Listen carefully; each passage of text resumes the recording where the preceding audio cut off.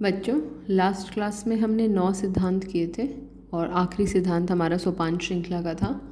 आज इसमें आपको याद होगा जो हमने लास्ट क्लास में डिस्कस किया था, हम किन के सिद्धांत पढ़ रहे हैं। हम पढ़ रहे हैं हेनरी फ्योल के सिद्धांत। इन्होंने कितने सिद्धांत दिए हैं? 14। और 14 में से 9 सिद्धांतों के बारे में हम डिस्कस कर चुके हैं। जब हम सारे 14 सिद्धांत डिस्कस कर लेंगे तो उसके बाद में एक बार फिर से इसको रिकैप करेंगे। चलिए अपने 10वें सिद्धांत की तरफ चलते हैं। व्यवस्था का सिद्धांत या ऑर्डर। देखिए, व्यवस्था या ऑर्डर क्या होती है? चीज़ों का सही जगह पर होना, लोगों का सही जगह पर होना। तो व्यवस्था 2 प्रकार की होती है। कितने प्रकार की होती है व्यवस्था? 2 प्रकार की होती है। हम इसे 2 कैटेगरीज में डिवाइड कर सकते हैं, भौतिक व्यवस्था और सामाजिक व्यवस्था। देखिए, भौतिक व्यवस्था का मतलब होता है हम वस्तु के बारे में बात कर रहे हैं, और जब हम सामाजिक व्यवस्था कहते हैं तो हम व्यक्ति के बारे में बात कर रहे हैं। लाइन एक ही होगी लेकिन उसको हम समझेंगे 2 तरीक़ों से। कैसे? भौतिक व्यवस्था क्या कहती है?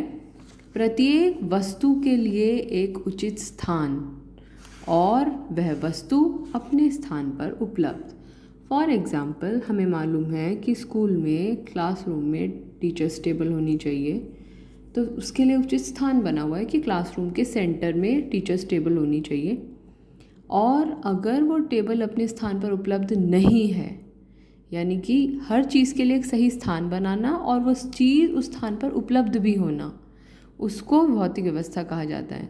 ऐसे ही बहुत बार जैसे हम ब्लैक बोर्ड होता है, ब्लैक बोर्ड के साइड में डस्टर रखने की जगह होती है, तो डस्टर यहाँ पर होना चाहिए और वो हर समय उपलब्ध होना चाहिए। यदि ऐसा है तो हम मानेंगे कि वहाँ पर भौतिक व्यवस्था है। तो भौतिक व्यवस्था का मतलब वस्तुओं की व्यवस्था। प्रत्येक वस्तु के लिए उचित स्थान और वह वस्तु अपने स्थान पर उपलब्ध। इसी तरीके से सामाजिक व्यवस्था क्या होती है? वस्तु की जगह व्यक्ति पढ़ेंगे। प्रत्येक व्यक्ति के लिए एक उचित पद। फॉर एग्ज़ाम्पल, आप किसी ऑफिस में जाते हैं, आपको पता है, या फिर आप स्कूल की भी बात करें तो स्कूल में हर एक पोस्ट निर्धारित की गई है, या फिर ऑफिस की बात करें तो भाई एक क्लर्क होना चाहिए, एक मैनेजर होना चाहिए, एक ऑफिसर होना चाहिए। हर इस किसी के लिए एक पद निर्धारित कर रखा है, रूम अलॉट किए गए हैं, स्पेस अलॉट किए गए हैं। लेकिन अगर जब हमें आवश्यकता है वो व्यक्ति उस पद पर मौजूद नहीं है तो वहाँ पर सामाजिक व्यवस्था नहीं है। बहुत बार आप हॉस्पिटल में इलाज कराने के लिए जाते हैं, आपको बताते हैं हॉस्पिटल में एक्सरे रूम भी होता है, दवाइयों का रूम भी होता है, पट्टी कराने का रूम भी होता है। आपको बताया जाता है एक्सरे रूम में जाओ, वहाँ पर मिस्टर फलाना XYZ मिलेंगे। जब आप वहाँ जाते हैं तो वो व्यक्ति आपको कभी मिलता नहीं है वहाँ पर। तो यानी कि हर व्यक्ति के लिए कुछ स्थान तो बना रखा है, लेकिन वह व्यक्ति उस स्थान पर उपलब्ध नहीं है।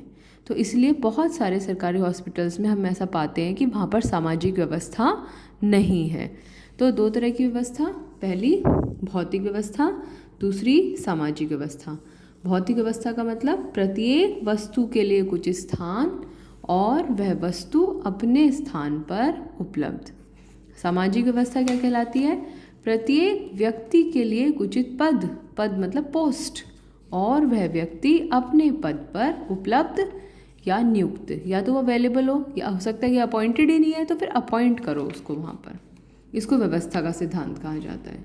अगर ऑर्डर होता है, व्यवस्था का सिद्धांत होता है, तो उससे क्या होता है? काम करने में कोई भी बाधा नहीं आती, कोई भी प्रॉब्लम नहीं आती। हम अपने लक्ष्यों को प्राप्त करते हैं, हमारी प्रोडक्टिविटी बढ़ती है, उत्पादकता बढ़ती है, हमारी क्षमता बढ़ती है, कैपेसिटी बढ़ती है, काम करने की क्षमता बढ़ती है। तो इसको वीडियो को पॉज करके आप ये व्यवस्था के बारे में पूरा लिख सकते हैं। शॉर्ट नोट आ सकता है, हमसे पूछा जा सकता है। 11वां है समता। समानता नहीं है बच्चों, ये समता है। समता, इक्विटी, समता। समता का मतलब निष्पक्ष व्यवहार, निष्पक्ष, सबसे एक जैसा, निष्पक्ष, क्लास में निष्पक्ष व्यवहार। लेकिन अच्छे बच्चों बुरे बच्चे, अच्छे बच्चे बुरे बच्चे का मतलब क्या है? जो काम कर रहा है, पढ़ाई में ध्यान दे रहा है, और जो ढीला है, जो पढ़ाई में ध्यान नहीं दे रहा है, उनमें तो भेदभाव करना है। तो इसमें क्या कहा गया है कि कर्मचारियों में भेदभाव तो करना है, लेकिन किन आधारों पर भेदभाव नहीं करना है? उनमें जाति, धर्म, लिंग, राष्ट्रीयता और भाषा, इन आधारों पर उनमें कोई अंतर्भेद नहीं होना चाहिए। मैं दोबारा रिपीट कर रही हूँ कि कर्मचारियों में उनकी जो कार्य क्षमता है, कार्य कुशलता है, उस आधार पे तो अंतर्भेद करो, लेकिन जाति, धर्म, लिंग, राष्ट्रीयता और भाषा के आधार पर कर्मचारियों में कोई भी अंतर्भेद नहीं किया जाना चाहिए। और सबसे कैसा व्यवहार करना चाहिए? निष्पक्ष व्यवहार करना चाहिए और दया भाव पर और न्याय पर जोर देना चाहिए। कभी कभी सख्ती भी करनी चाहिए। किसके साथ सख्ती करनी चाहिए? जो सुस्त व्यक्ति है, जो ठीक से मन लगाकर काम नहीं करता है, क्योंकि यदि ऐसा नहीं किया जाएगा तो जो व्यक्ति मन लगाकर काम कर रहा है, ठीक से काम कर रहा है, उसको भी ऐसा लगेगा कि भाई इसके साथ तो कुछ गलत हो नहीं रहा, तो फिर मैं ही क्यों काम करूँ। इसलिए समता का सिद्धांत क्या कहता है? समता का सिद्धांत कहता है कि जाति, धर्म, लिंग, राष्ट्रीयता और भाषा के आधार पर व्यक्तियों में कोई भी अंतर्भेद नहीं किया जाना चाहिए। ठीक है, तो हमने 2 सिद्धांत पढ़े। वीडियो को पॉज करके ये सारी डिटेल्स नोट कर लेना। अपने 12वें सिद्धांत की तरफ चलते हैं। हमारा 12वां सिद्धांत है कर्मचारियों का कार्यकाल।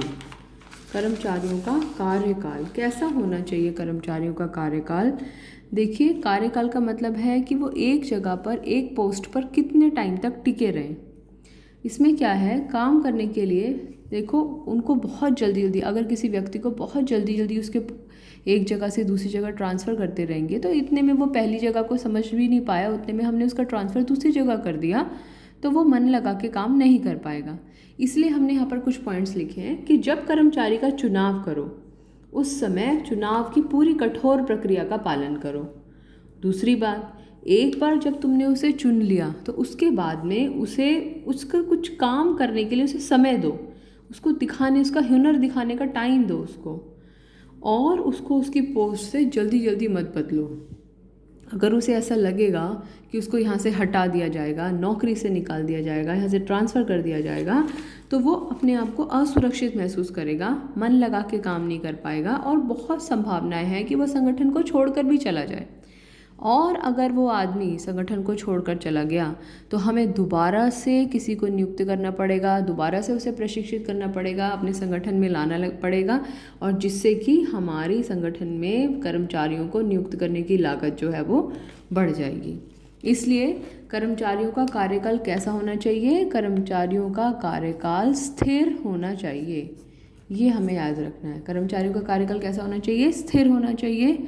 उन्हें जल्दी जल्दी बदलना नहीं चाहिए, उन्हें उनका परिणाम दिखाने का समय देना चाहिए ताकि उनमें सुरक्षा की भावना आए और वो संगठन से जुड़ाव महसूस करें।